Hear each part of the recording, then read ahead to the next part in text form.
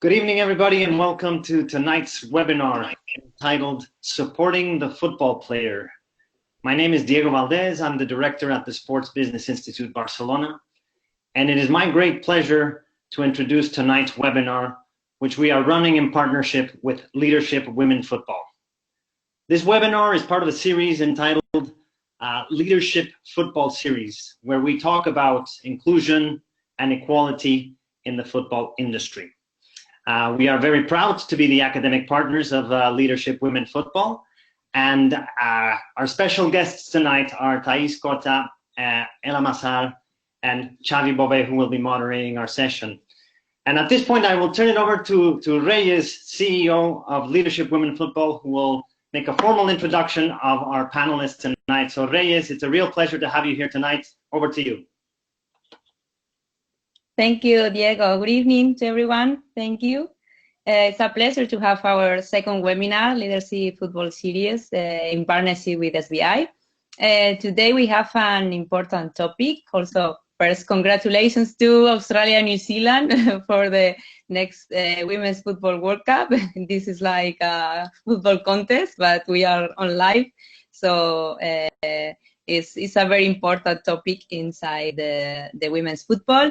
But supporting football players is really, really important, especially these days with COVID-19. We are going to talk about women's football opportunities, also education, what happened with the career after football.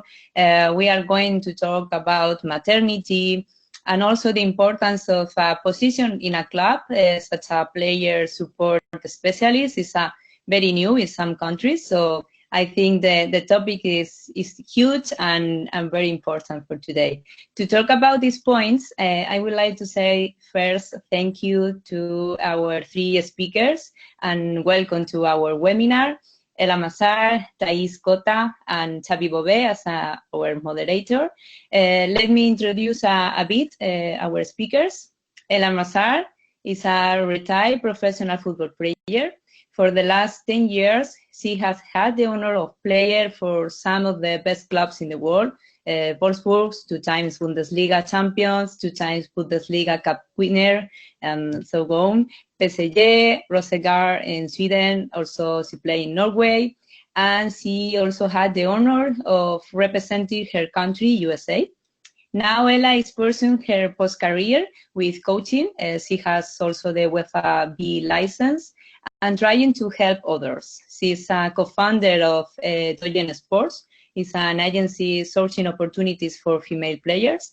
And finally, but I think is one of the most important things, is a member of Common Goal, the social impact movement collective in global football. No? As a CEO and co-founder of Leadership Women Football, I would like to add that through football, we can change the world, we can change lives, and we can help also players and former players. So I think, Ella, we can talk more about how it can help others too. Welcome, Ella, and thanks a lot to participate with Leadership Women Football and SBI.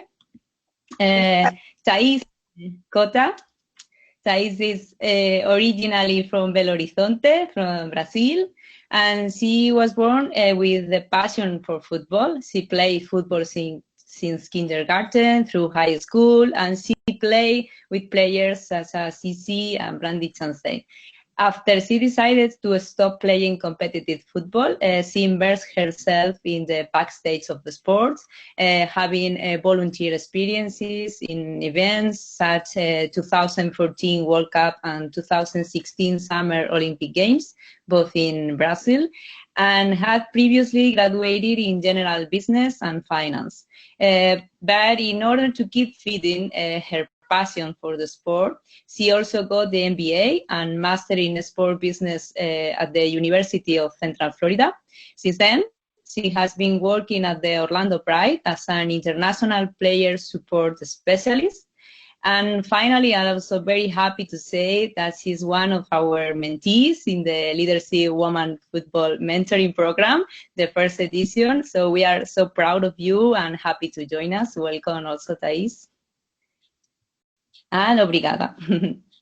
And then our great moderator for today is Xavi Bové. Xavi works as a sports marketing consultant with a particular focus on women's football. Among other projects, he works with the Portland Thorns player Rocky Rodriguez and was selected to lead the marketing operations in San Mamés, Bilbao, during UEFA Euro 2020-2021. And Xavi also collaborates with our academic partner, the Sport Business Institute, SBI. Also, she's a speaker in different congresses, and also with us, with Leadership Women Football. And in the next Congress, is also a speaker in the Leadership Women Football Congress, also in San Mamés, in Bilbao. Many thanks, Xavi, and you are one of the best experts in women's football, so it's your turn, and thank you so much for all of you for having in this webinar. Thank you, Reyes. Thank you very much. Thank you very much. Thank you, everyone, Ella, Taís, and all the audience attending this webinar. It's such a pleasure having these great speakers here with us today. Just to mention briefly the agenda of today, we will be doing around 20 minutes, 25 minutes of talking and discussing about topics around women's football, pregnancy, business, human resources. So it will be a very interesting debate. And lastly, we will have time for Q&A. So please, we would like to see on the chat where you're connecting from, which country, which city, and also please leave your questions and your comments for the end of the session. And having said this, let's get started, and let's get started with a topic that I think that it could be very interesting for all of you, for the audience. I think that with the current pandemic, we have seen many sports, and especially women's sports and women's football, many competitions that have been suspended, such as the FA Barclays Women's Super League in England, Primera Iberdrola in Spain.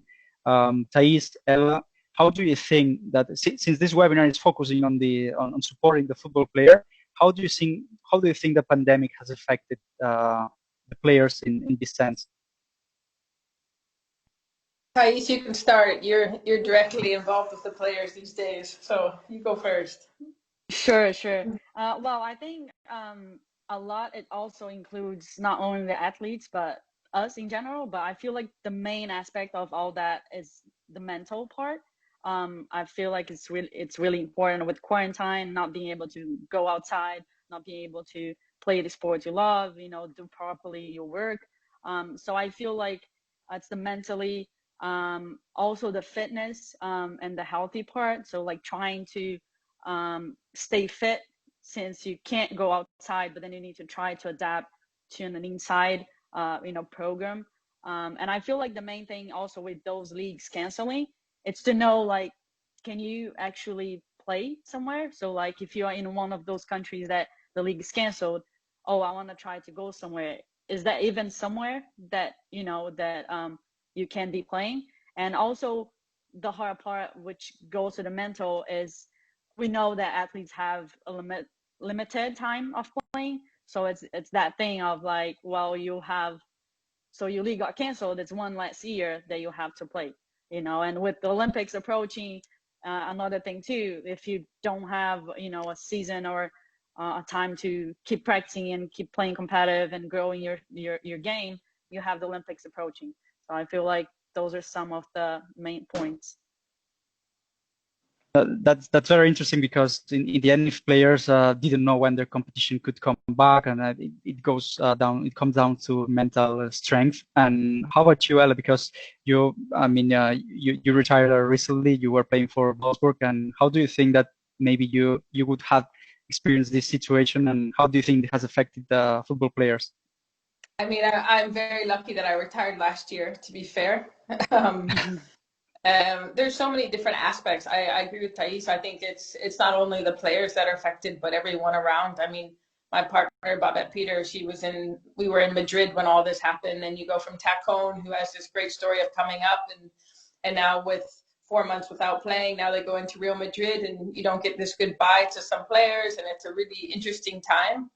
I think the mentality aspect of staying home and really quarantine in Spain has been a very interesting mindset change. And on the other hand, I joke with the European girls that this is the NWSL, because the NWSL, you have 6 months on, 6 months off, more 8 and 5. So I think there's many good lessons that we can learn from that, but at the same time, I think it also shows the strength of women's football in the community, because we've had to reach out to Ali Riley and Orlando to get strength, saying, yeah, it's coming, good luck, we want you to do what's best. And, you know, Ali's reached out to CFF players and, you know, all these different connections. I think as community in general, I think the women's game, or I hope, has gotten stronger throughout the pandemic. You were mentioning some of the advancements that we have seen in Spain recently, and one of them was the first ever collective agreement for Spanish players. Many conditions were improved, such as salaries, maternity, holidays. Which are the conditions that you think that are more important to provide the players with right now in women's football? I mean, I think it's a security. I think that's the biggest thing. I mean, for me, I'm 31 weeks pregnant now, and I never thought playing even last year that I could do football and become pregnant. It was always a choice. I either play football or I become pregnant. So I think as we get more into it, you see really inspiring players like Sydney Leroux, Alex Morgan, you know, Almut Schultz in Germany, who are coming back from kids, and they have this opportunity to get paid. I mean, even last year for non-national team players, that just simply wasn't an option. So it's a huge step, and I'm more focused on that aspect of it. But I think we're really taking steps like in the Spanish. I was so impressed with the Barcelonas, the Atleticos, the Tacones, Real Madrid, taking care of the teams that didn't have the same financial support. For me, in Germany, that would never happen. And it really showed a huge step in a bright future for women's football. It shows some difference, right? Because in Germany, the competition has found a way to end. And you were talking about the cases of Alex Morgan, Sidney Leroux. Taís, you've been there at Orlando, that you have been supporting players. How have you seen that these cases have developed during the maternity and the pregnancy stage? Do you think that they have been, I mean, which are the main challenges that you think a player can face when being pregnant? Yeah, I feel like Ella got good points, you know, of like security and things like that. And also getting a little out of the soccer world. I have an example of 2 players in Brazil that actually play volleyball, and they had this problem of, you know, during the time of pregnancy, they decrease their salary because they're not playing, which should be, you know, paid because they can't play because, you know, they're having a baby. And that's from like, it's natural from women, you know. So I feel like that's the main thing that women face, the security. So, and also having the support from league, from clubs. We could see like Sid here, she was playing and training until she could.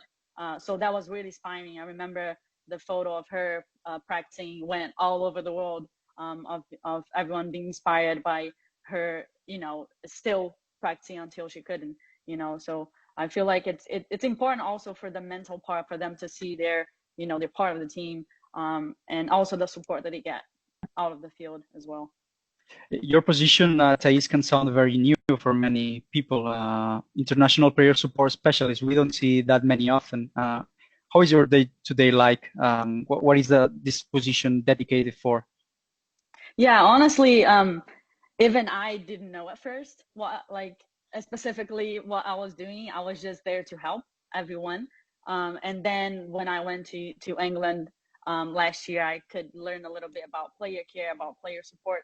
And I feel like it's pretty much the help you have off the field. I'm sure Ella probably went through this during her career. So you moving to a different country, you don't know the language, you don't know the culture, you don't have your family with you, you don't know what to expect. So it's just having someone that when you come, like you have that person to help you adapt, to help you look for houses, cars, and get your documents ready and adapt during that time. And also for the leaving, when you're leaving, I need to transport my stuff, I need to bring my stuff here, I need to send my car, you know. And also during the time, usually the busiest time is when everyone is coming and when everyone's leaving.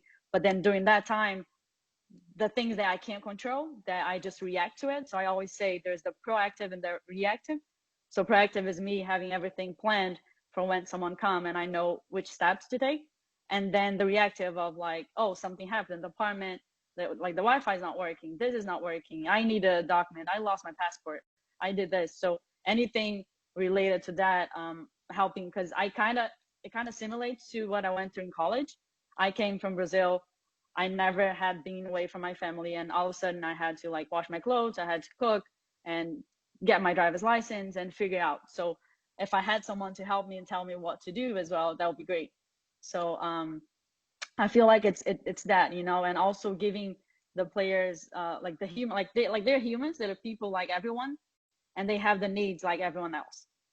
You know, so I feel like it's just helping that and taking a lot of worries out of their mind, because once I'm taking care of that, they can just focus on training and playing, because they need, usually, you know, it's an investment by the club, so they want a result on the field.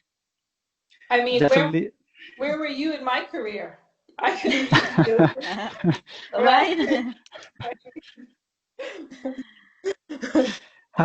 Um, well, Ella, you have played in so many countries: United States, Germany, Norway, Sweden, France. How important do you think that this position and responsibility that Taís has would have played an important role in your career? It's a game changer. I think you see in the men's game, I know a guy from Wolfsburg that went, and this was his role for Dortmund, but you don't hear about it in the women's game. No club that I've played for, including Wolfsburg, who's a top team, has someone that can do that. I mean, they give you an apartment, they help, but I mean, even, you know, recent move to Madrid, you know, there was, I think it's coming, you know, but there's not someone that helps you get an apartment or understand. It took us 4 months to understand how to work our heat, you know, and our air conditioning, and I think it's even more important when you leave and you transition, because kind of when you leave transition, you don't have a moving company coming to move all your stuff unless you sign with a new club. So I think that's just as important. But I think every women's club, it's very inspiring by Orlando to have this, because I think so many clubs would benefit, and it's so hard for internationals. And as the game gets more international, I mean, every big team and every team has international players that don't speak the language, has no idea what's going on, doesn't understand the culture, and it can be really, really lonely. So I think it's, even if you have someone that speaks your language, you can help a little bit navigate the coffee, the really little things that are really important to communication and understanding a new culture. I didn't see the last 10 years, so it's just little things, but it's a huge step. One person can really make a huge difference. And somehow it can help to start building the career after football, right? If you have someone that can support, and you can have time and energy to dedicate to build something beyond football. And actually, Ella and Taís, how do you see the opportunities that the former players, such as you, Ella, the opportunities that you have when you retire after football? How is life after football? That's kind of interesting. I mean, I think it's difficult for me because I didn't have, I mean, I had my one cap for the US, my 6 months of training, but if you don't have a real federation behind you, and if you don't have a team, I kind of was a junkie. You know, I went to PSG a year, Sweden 2 years, Wolfsburg 2 years, and I'm so glad that I did that. But at the same time, I don't have a foundation somewhere. I have so many different experiences. I can speak 3 or 4 languages. I wouldn't change it for the world. But, you know, going into my next phase, I thought, okay, you have PSG on your resume, you have Wolfsburg, you've won cups, you have a national team, you know, you play for some of the greatest clubs in each country. Teams would be coming in, Ella, come help here. You have your B license, you know, and it kind of went black. You know, the lights really go out. And I was very lucky for my situation. I always knew I wanted to be a coach, and I've actually got accepted to my master's, which I'll start in the fall, along with the baby. So I'm just, and the reason I did this was because the jobs didn't come as easily as I thought. And so I threw myself into Spanish and got to B2 in Spanish, because I know in Spain you have to speak it, which is really important. And now I'm going into my master's because I know having a kid, it's very life-changing. We've had many talks about this, but I still want to do something where I can prolong and say, okay, I've had this great career. Now I'll have a master's in sports science. I can speak these languages, and then I hope that will build my foundation more and more. But I can't help and say that if I had the career I did as a men's player, one, I wouldn't have to be working or looking for jobs after a year. And two, I think it would have been a lot easier to put your foot in the door to really start something with the experience that I've had. And it's not a cocky statement. It's just a thing of, I've done quite well. And even for me, it went black. And it's a reality. And unfortunately, unfortunately now I think more women are getting involved, and it's about a community, but we really need to help each other because it's all about who you know and the relationships for women. Actually, it's very eye-opening because coming from your trajectory, having played for the best teams in the world, but something that impressed me from your story, Ella, was the belief that you have when you have a goal, and so I think that is something that has helped you during your career, and hopefully we can start also helping and supporting players even more and better, so we can build opportunities while they are playing. And how about you, Taís? Because you're on your day-to-day, you're focused on what's going on the pitch and off the pitch when a player is competing, representing a club. But do you also look in the future for the player? Yeah, so the thing, I mean, I have also a lot of friends, they're in different leagues and different teams and stuff, and I always, trying to comment and be like, so it's a little hard to approach, being like, okay, so what are you doing after your career? And they're like, I'm not done. I'm like, yeah, I know, I know you're not done yet, but just a little thought, like, to like start, for example, the coaching, like Ella said. So if you go and sign up for, for getting your license, and then maybe let's say you're interested on skincare, so you find a clinic using your brand that you have, to just go and get a course related to skincare, just to start that transition, instead of being like, okay, I'm done, so what can I do? You're already doing something for when you're done, you're ready to keep going.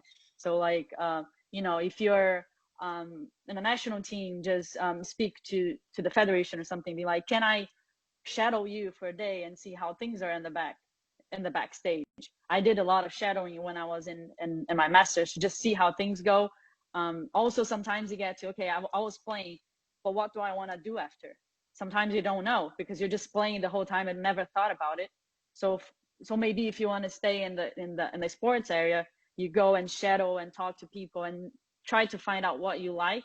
And after that, you can do courses like SBI has a lot of them, and start to get the technical part that Ella was talking about, because you already have your experience. You might have national team experience. You have so many teams on your curriculum, a lot of experience that not everyone have.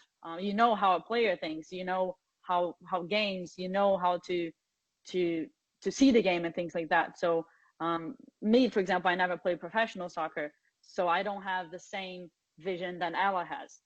So for example, for a federation or for clubs, that might be important to have that point of view from an athlete. Absolutely. I'm seeing here many people that are reacting on the chat in regards to what you're saying, guys. So remember to post your comments, your questions. We will answer them in the end. And you were talking about education, Taís, and Ella. You mentioned that you are studying a master's, that you also have the UEFA license. How important do you think, Ella, that is education in this phase of in this stage of your career? I mean, it's huge. I mean, I also want to say that the huge difference from American players to the rest is that I have my bachelor's, because you go until 22 and then you go into the professional environment, where I can think of the 10 greatest women's players that I've played with, and they are, Marta, she's incredible. But did she go to university? No, she had to leave home at 16, 17-year-olds to become a superstar. And she's a unique case, because she will be fine. Marty is going to be fine. But there's so many players that are world class that kind of start doing their studies. Magda Eriksson, the captain for Chelsea. You're talking about through the SBI, which I didn't know about. I wish I also knew about you guys a little bit earlier. So there's so much, it's like Van de Donk. She just finished after I think 10 years, but she finished. So it's really inspiring stories like that, and to know, okay, listen, I'm a footballer, it's my job, but we also are very lucky that we have time. So find what you love, like Taís said, find what you love, go after it, because a lot of people just, if you think women's football, you're either going to go into coach or you're going to a sports pundit. And not all of us have that same love. Some love it, some don't, but like you said, some love cooking or a different time, and we are lucky enough that we can do it. You just have to take your time to think. On this bus trip, I'm not going to watch 3 Netflix. I'm going to maybe look into doing something that I really enjoy, and it also is good to have a balance with football, so you don't always think only football. But I think now with things getting open, and again, I just wish you just don't know as a footballer, you don't pay attention. I think as much as you should, to be honest. That's very interesting because as also Taís mentioned, and if players are very focused on the day-to-day, that's something that somehow if salaries are not high enough to live from what you have earned from football, it's definitely something very important to look upon. And you were mentioning Danielle Van de Dong. She has studied with SBI, also players as Beth Mead, and SBI is seeing how many players in women's football they are getting more and more interested in getting this education because of what you're mentioning. How about you, Taís? What do you think about education and its importance in women's football? Oh yeah, for sure. The first thing I would say is definitely the college system here in the US, which I went through. That you have a high, level of competition to play, and also you get your degree, and even you can go to your master and keep playing if you have your eligibility. So it's just so important. And in contrast, like Ella said, we have the situation in Brazil, which we don't have that part. So like it's so I went to a time, for example, in my city, that if I wanted to try to go to the use of U18 and stuff of a professional team, I would pretty much have to change my school because it's just too many hours with that team. And I was like, no, I'd rather finish my school. But then I didn't go to that high level because it's like a choice. So that's why when it got to my college times, I was like, well, I want to do both. So that's when I came here. And I think it's also important for you, like what I said, when you find out what you like and just study. So let's say you like analysis, so start looking into courses, reading books, and getting the technical part, understanding the other part that you don't understand. You might understand your experience and everything, and also other things like Ella said as well, cooking, skincare, beauty. So you can just try to get the knowledge and education on that for when you're done. It's a smooth transition instead of being like, oh, okay, so what do I do now? So There is an interesting question that is, what can a former player provide to football stakeholders, such as clubs, federations, brands, for instance, media? We see the example of, for instance, Alex Scott. She played for Arsenal, for the Lionesses. She's building a career in TV, working for companies like BBC, Sky Sports. I want to ask you, and also to all the audience, which assets do you think that can be more valuable for football stakeholders from a former football player? Because in your case, Ala, you co-founded Doyenne Sport, right? An agency focused on female footballers. Which are the main assets you think that as a former player you can provide football with? I mean, I think everything we've been talking about is exactly why we started, Lucas and I, Doyenne Sport, was because, the big players like an Alex Scott, a Karen Carney, I mean, these are world-class players that it's an easier transition out of football because they have all these things set up and they have their brands. But for a player that played maybe they're the 15th, 16th on the roster, but they played 8 years, or they play for a lower level team, but they still were a professional athlete. And again, if they were a men's player, they wouldn't have to worry about working. But a lot of these girls play 5, 6 years and they're not celebrated as being professional athletes. And through Doyenne Sport, that's our thing, is trying to create a community that when you're done or you're in your last year, and we're focused in England right now, but in your last year or so, 1 year or 2 years, we try to say, okay, what do you like to do? If you want to become a baker, Lucas knows a lot of professional bakers. So can we get you in with once a week, you go in and you see if you like it. You do an internship for free just to go and see. And then it helps them see a little bit of a different lifestyle, and it helps prepare them. And like I said, women's football is all about a community. I think it's only improving, but it's just about trying to show that you're not alone. You were a great player. You should be celebrated as a pro. You might have not earned what you deserve to earn, but doesn't take away that you should be celebrated. So that's kind of our goal right now. And just to try to think outside the football field, which is hard, but trying to open your horizons a bit.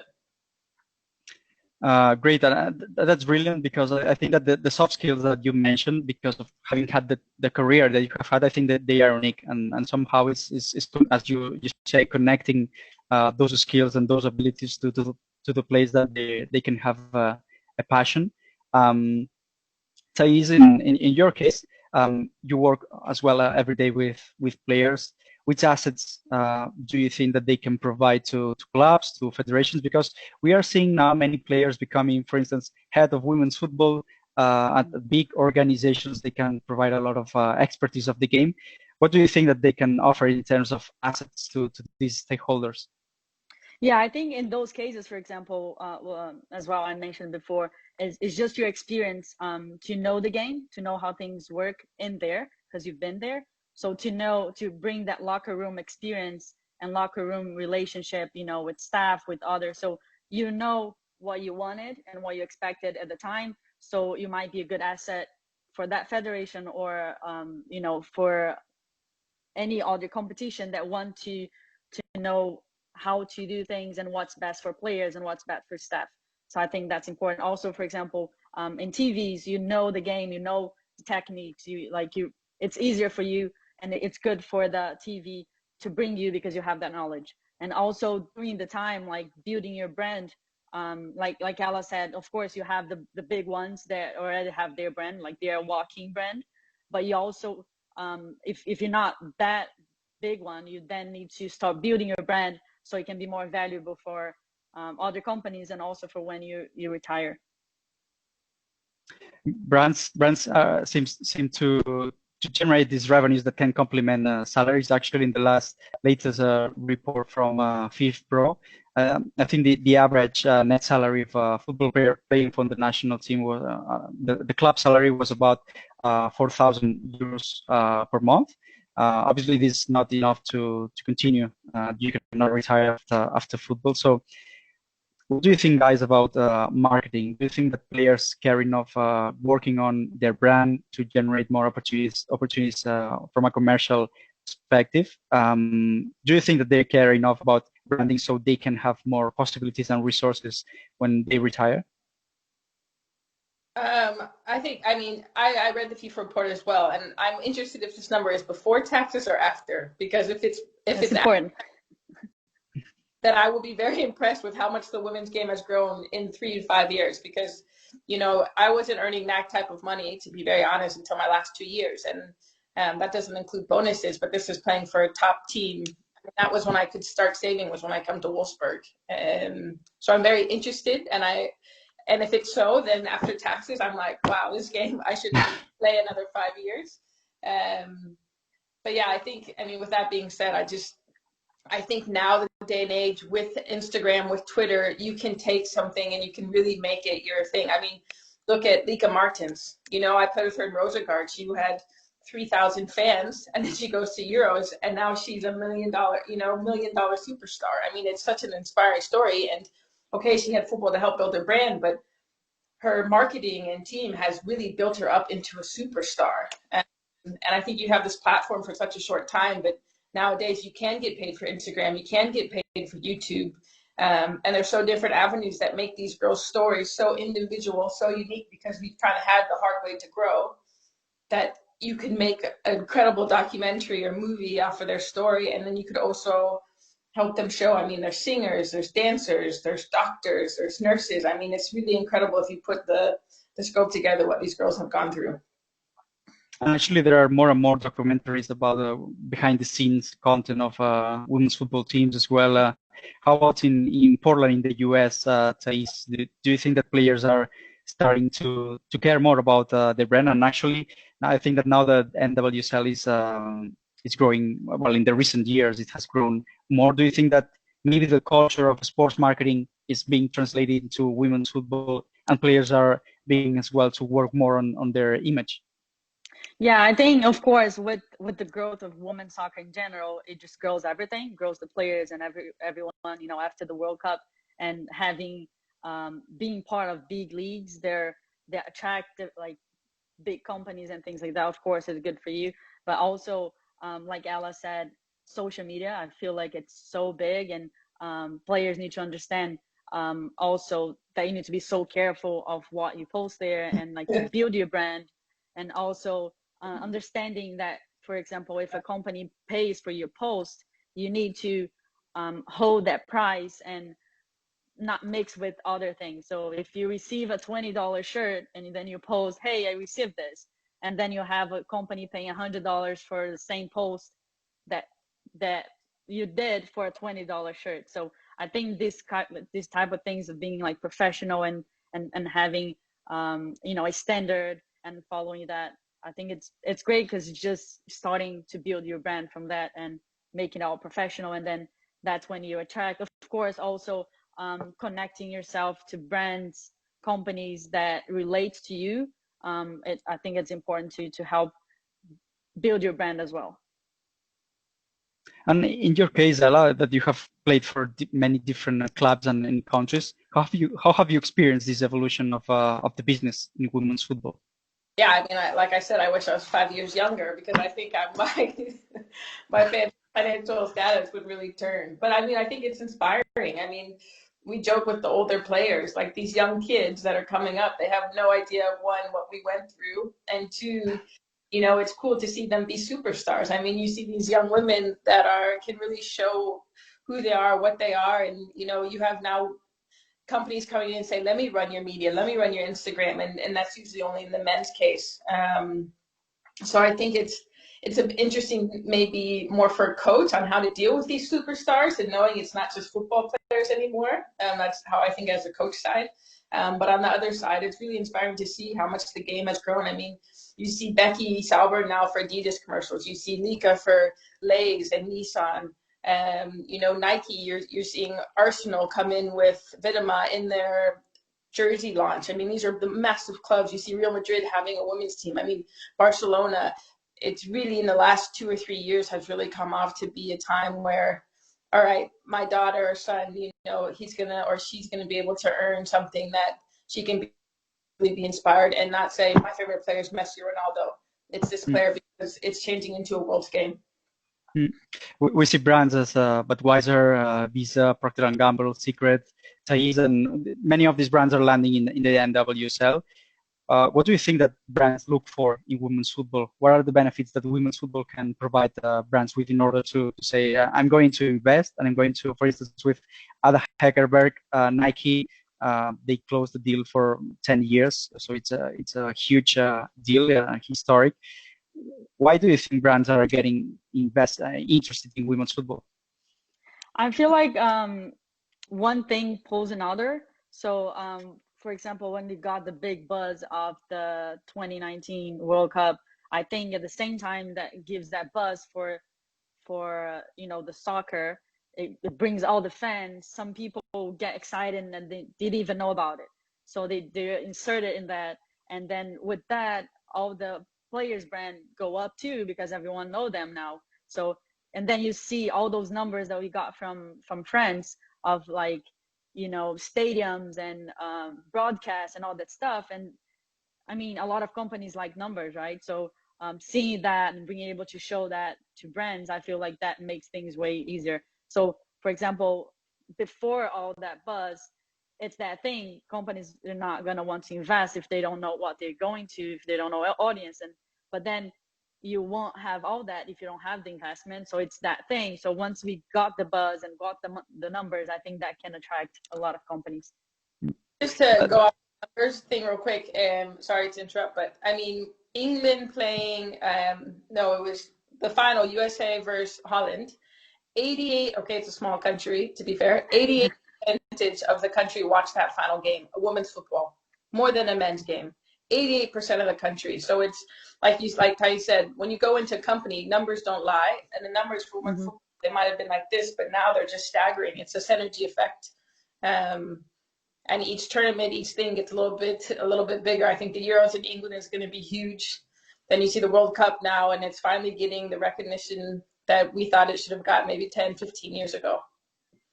And somehow it proves the value, right? Because not everything are stories and engagement. You have the real numbers. Nike increased sales by 7% after last year's World Cup. And here in Spain, MediaPro, they closed the deal for 3 million euros per year during 3 seasons to get the right of Primera Iberdrola. So I think that what you're saying, guys, is very important. Having the numbers to prove companies that women's football is growing. Before going to the questions that I see that our audience is posing here in the chat, I would like to ask you for final words on how we could support more and better football players on and off the pitch. I think we all need to hire, everyone needs to hire Taís for their club. That's number one. Yeah, I just think it's also about helping and opening, and you know, things like the SBI Institute really focusing on women's football. I mean, all these are really little steps, but you know, maybe in 2 or 3 years people do it for the money, but now I think it's just a passion. And I think as the more people that have kind of founded the way start realizing how important that passion is and really embracing it and wanting to help out, it will come back to help you. And I think the more we can understand that and go with it, then the bigger the community comes, and the more exceptional women's football and everybody else will inspire to get better, because you don't forget, or you shouldn't forget, who helped you in the first place. And right now we're at the first stage, and we can really make a difference, that we're not like the men's league, that we're really this passionate, inspiring brand that can help the world become, because nothing can happen like sports, in my opinion. Sports can change the world, and everybody wants to listen. That's a beautiful part, right, of the women's game and the relation of with the future generations and with society. How about you, Taís?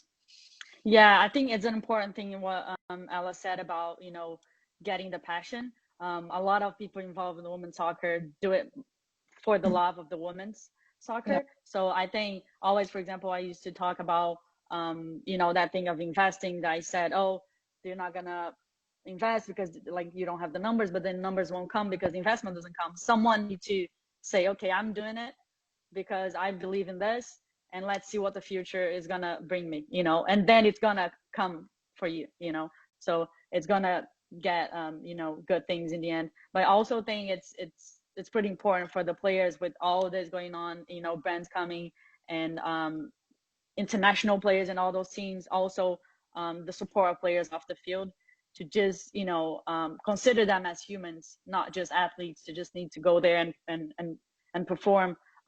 It's really important for the mental, and because I mean, clubs do want them to perform, so it's an investment, so you want the result. And it's not like a machine. You buy the machine and the machine will produce straight away. You need to get there, adapt in between.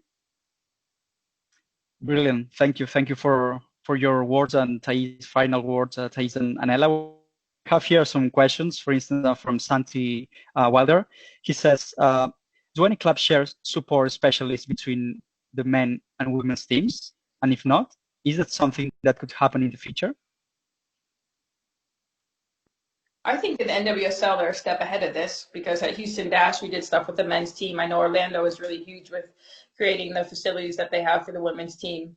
I think the top teams, PSG when I was there wasn't so involved, but now I think they're a little bit more. You have a Christmas party, Wolfsburg, you have a Christmas party. So I think it's starting to come a little bit more, but I think it's very individual for which Verein is German, for which team really comes together and supports men and women equally professionally. Great. We have another one here from David Anderson. He says, should clubs offer young players business classes and education to help with their understanding of building the player's brand? What do you think, Taís?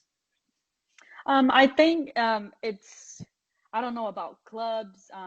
I've been, you know, thinking about if it would be clubs, if it would be federations, and I feel like it's important. For example, we see some leagues offering internship opportunities. I remember, I think Budweiser offered internship opportunities. So if you can offer coaching license opportunities and, you know, things while of course not during the season, because you'll be training, all that stuff, but I think it's important if you have partners, or if you have like the league itself, maybe try to figure out this. For example, also one thing that I always say that's important, the language.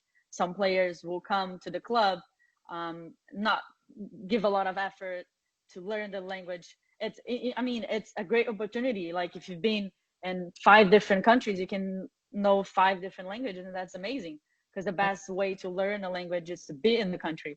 So if you're there and like get lessons on that language, that will be already an asset for you. So I think it's important as well. You know, I see clubs offering that to, of course, it benefits the club too, because the player will know how to speak the language, and you know, in interviews and things like that. Absolutely. Do you have anything to add on that, Ella? No, I think the language thing is huge, because what people don't understand is I threw myself into languages, because the fact is, if I can speak 3 languages when I'm done with my career, then I can actually help me with my jobs, you know, no matter what I do. I mean, I knew I wanted to do coaching, but if now I can say, yeah, Spanish girl comes, I can get by, a German girl comes, I can help, because the younger generations can speak English, but not all of the world. In Germany, no one spoke. I couldn't go get a new bank card, and no one was helping me like Taís. So I had to learn, you know, in Spain. I mean, in Madrid, if you're in the city, yeah, but outside, I mean, no one was helping me navigate, okay, if you want to do a university class, or, you know, Babette speaks only Spanish with the team minus the other internationals. So I think it's something that we could really, it's a huge part of the game that if you really utilize, it will help you. If you speak 3 languages, you can work for any company in the world, because they need to interact, because now it's all global. So I completely agree on that one. Absolutely. And here, there's a question for you, Ella, from Grecia. He says, Ella, what do you think is missing in the US youth categories to succeed and compete like great youth potential, such as Spain, France, and Germany? Even when obviously the US has the best national team, it seems that they are falling behind the youth categories. Yeah, I think in the youth, there's just, we have 300 million people plus, and football is not usually the sole interest. You know, we have basketball, American football, so many different avenues you can go. But I think it's coming. I mean, I just think in Europe and in South America, I think it's in your blood. You grow up, you know, cheering on Sao Paulo, and that is in your blood. So football is the thing, the number one sport. So I think the passion maybe is a little bit, it's not something you grow up with. I mean, if Arsenal, you go to Arsenal games, your dad goes, your grandfather goes, your great-grandfather goes. So I think we're a bit behind in that, because we have so many choices. But I also think they're starting to get the right people in charge, that we're just not athletes anymore, but we're starting to really build from the right with foundations and academies. Because, you know, if you're 14 years old in Wolfsburg and you haven't started playing yet, it's too late. You're not going to make it. And that's all over the world, because you can go at U8, U9 into Arsenal and play in their academy. And we don't have that, because no one's leaving the house at 15, 16 to go play. Now it's a little bit more normal. So I think it's just adapting the culture a bit to understand there's sacrifices that need to be made, and they have to be made at a young age. And Taís was talking about this lack of opportunities sometimes within the range of age, maybe 12 or 13 years old, when you have to find more clubs to play.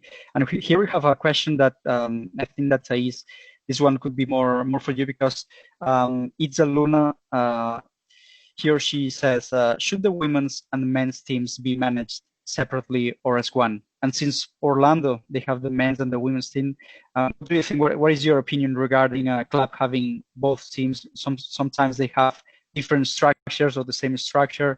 What is your opinion regarding that? I mean, I feel like it's important to have your staff, you know. So, like, for example, as I spoke with you before regarding CONMEBOL as well, when they required the men to have a women's team, you know, to play in their tournament.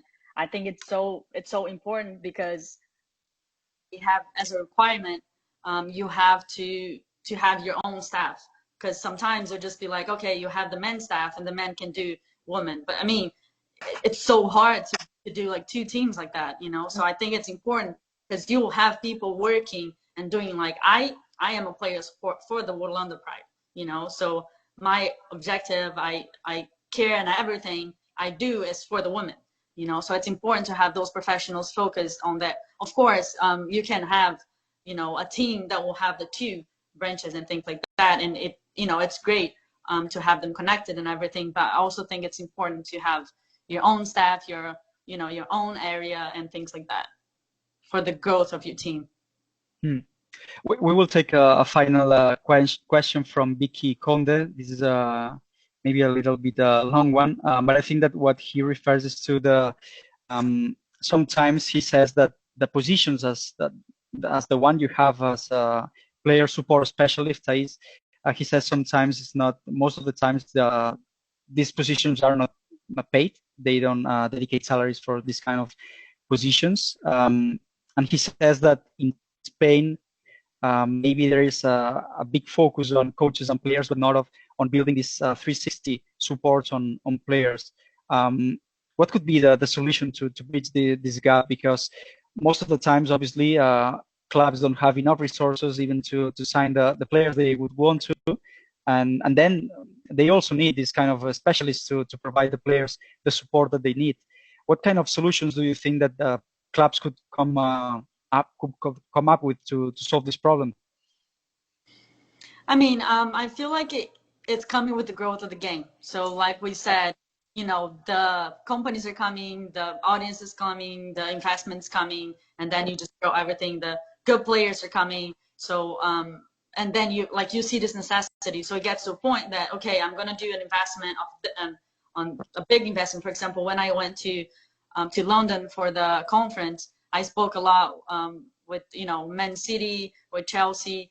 I went to West Ham. I talk a lot with the player care on the men's side, which is huge because they are spending millions, and euros and stuff on players, and they do want to make sure them and their families are adapted so that investment's not wasted, So I think it's also important to have all these professionals. So for example, me speaking about it, I might be getting some people involved and be like, oh, this is something. And so you get qualified and you have more professionals involved that can help in that area as well.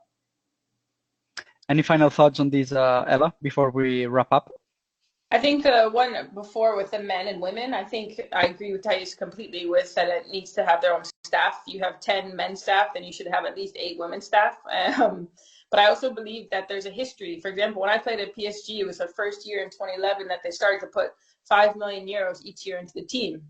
No one knew we had a women's team, but you can bet when we traveled and I had the PSG logo on my shirt, people would come ask, what are you doing? Who are you? And you needed that support. For example, Man City, when they started, it wasn't that much of course, the salaries have increased, but it wasn't that much to add a women's team because you could play in the U23 system, which is one of the most unbelievable U23, and you have best treadmills, weight room, and it was already built for the academies, and you just put a women's team in, so you didn't have to spend that much money building something new.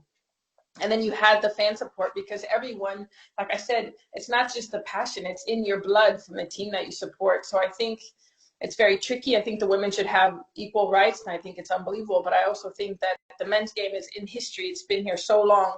They've built so much that you only get a step into the game when you go on with the men's team because they know how it works a bit. But you have to have the men's team at the same time believe in the women's, not just say, oh, we're doing this. It's a thing, like to really believe in the project. And then with everything else, I just think, like you said, we're taking huge steps in the right direction. We just need a little bit more time to get there.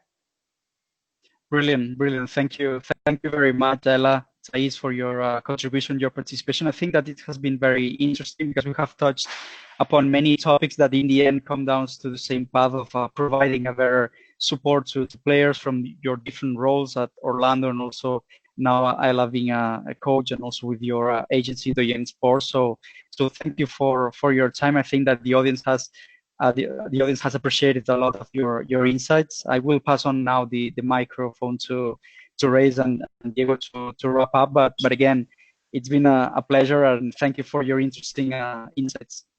Thanks, Xavi. To you too. Thanks for the time. Very smooth. Thank you, Xavi, as well, for the time and for the opportunity.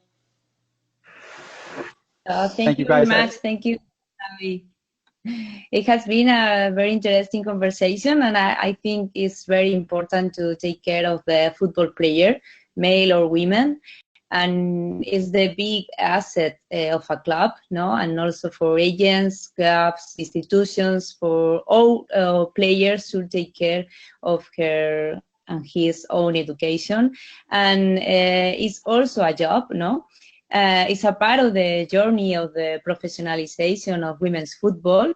So thanks a lot for sharing your thoughts and also the questions for the attendees. From Leadership Women Football, thanks to all the speakers, Taís, Anela, and Xavi, thanks a lot. And also attendees, and Diego, for your closing. Thank you for this great webinar. Thank you, Reyes. Thank you, Taís. Thank you, Ella, and Xavi, thank you as well.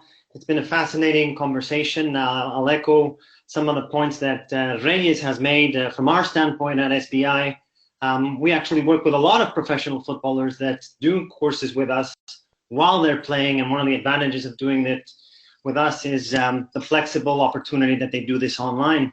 So we work with a lot of female players that are active. We work with a lot of male players as well, some of them very high profile, such as Troy Deeney at Watford FC, Wes Morgan, and everybody has the objective of trying to develop themselves, trying to prepare for life after football.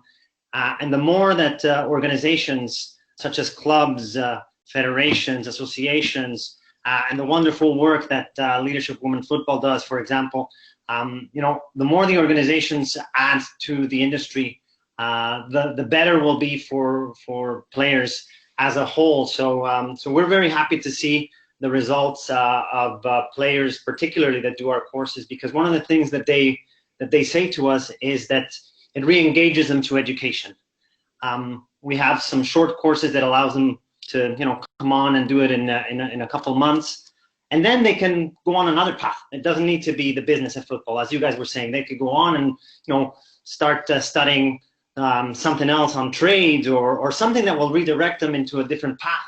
But it's about that re-engagement to education, because players are so focused on, as you guys well said, their career on the pitch. So it has been really fascinating to hear both sides, from the club side, from the player side, and of course, Xavi